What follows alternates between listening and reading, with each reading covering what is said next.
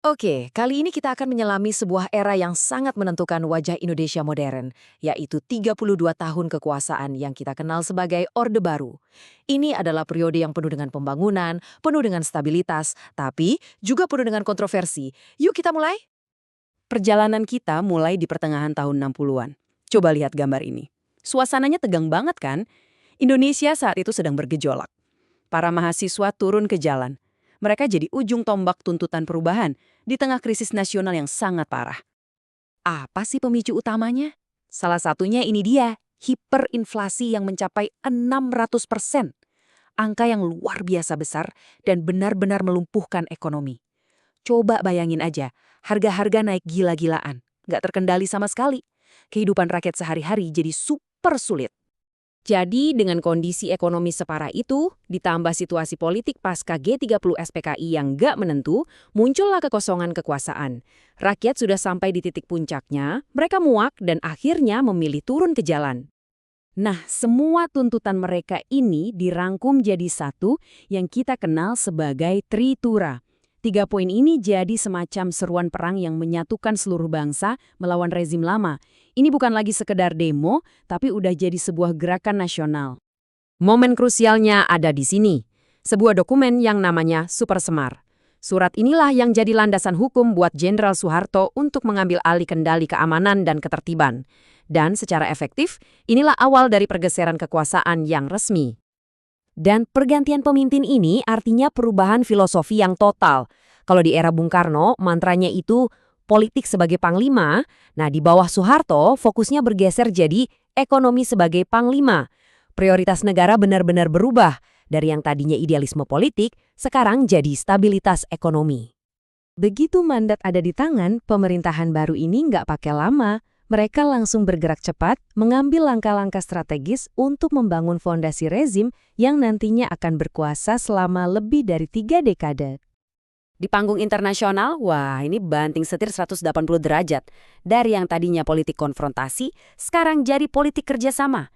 Indonesia balik lagi ke PBB, berdamai dengan Malaysia, dan bahkan jadi salah satu pendiri ASEAN. Ini adalah akhir dari isolasi internasional Indonesia. Sementara di dalam negeri, peta politik dirombak total. Partai-partai yang tadinya banyak banget dilebur jadi tinggal 3. Lalu, dengan Golkar sebagai mesin politik utamanya, pemilu yang diadakan tiap 5 tahun secara konsisten jadi cara untuk terus mempertahankan kekuasaan. Nah, setelah stabilitas politik dirasa cukup aman, barulah mesin pembangunan dinyalakan dengan kekuatan penuh. Inilah era yang mungkin paling diingat oleh banyak orang dari masa Orde Baru.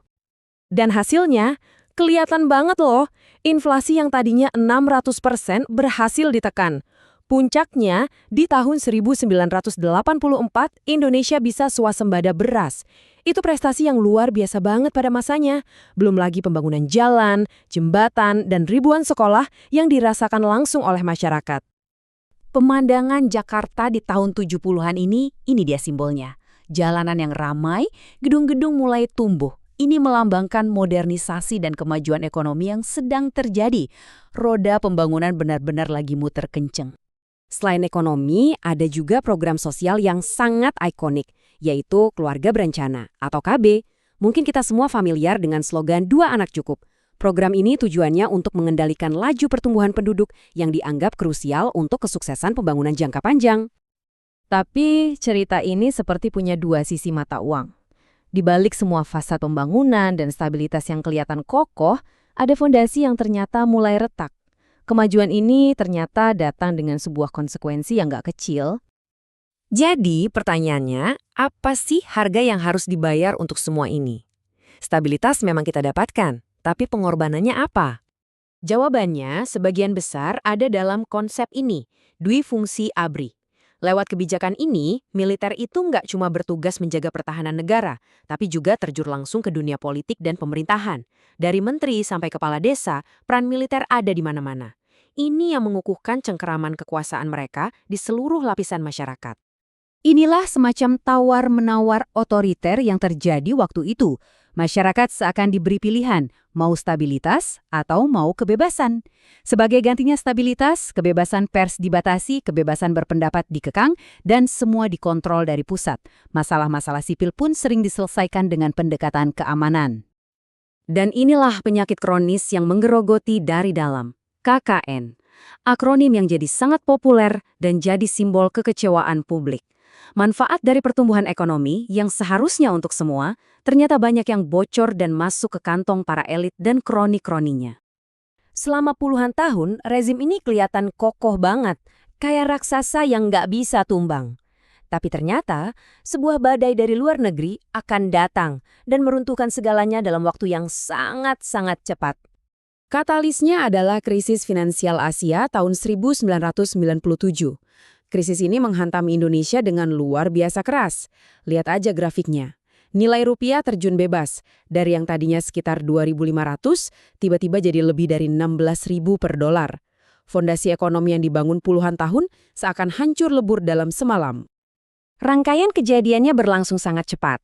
Krisis ekonomi langsung memicu krisis sosial. PHK terjadi di mana-mana, harga-harga melambung tinggi, dan rakyat kembali turun ke jalan. Persis seperti 32 tahun yang lalu. Puncaknya terjadi pada tanggal 21 Mei 1998.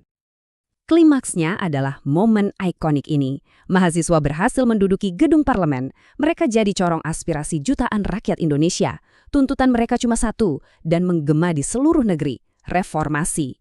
Dan saat itulah era Orde Baru resmi berakhir. Ada kutipan dari hukum Newton yang rasanya pas banget untuk menggambarkan ini semua. Mungkin saja, kejatuhan Orde Baru adalah sebuah reaksi yang tak terhindarkan dari semua aksi otoriter yang dilakukan selama puluhan tahun. Stabilitas yang dipaksakan itu akhirnya meledak menjadi sebuah perubahan besar. Kita tutup pembahasan kali ini dengan sebuah pertanyaan untuk kita renungkan. Warisan Orde Baru itu sangat kompleks, tapi ia meninggalkan pelajaran yang sangat berharga tentang sebuah dilema abadi. Gimana caranya sebuah bangsa bisa punya stabilitas tanpa harus mengorbankan kebebasan warganya? Terima kasih sudah menyimak.